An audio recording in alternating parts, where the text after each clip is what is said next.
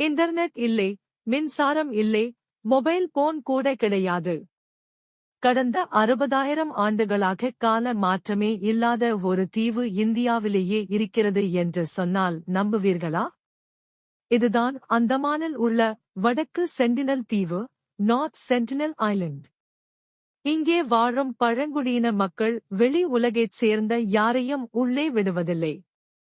தெரியாமல் யாராவது அந்த தீவிற்கு அருகில் சென்றால் அவர்கள் மீது விஷ அம்புகள் பாயும். இந்திய அரசாங்கமே இந்த தீவிற்கு 5 கிலோமீட்டர் தூரம் வரை யாரும் செல்லக்கூடாது என்று தடை விதித்துள்ளது. அவர்களுக்கு நவீன நோய்களுக்கு எதிரான நோய் எதிர்ப்பு சக்தி கிடையாது. நாம் அங்கு சென்றால் அவர்களுக்கு ஒரு சாதாரண ஜலதோஷம் கூட மரணத்தை விளைவிக்கும். அதனால்தான் அவர்கள் இன்றும் தனிமைப்படுத்தப்பட்டுள்ளனர்.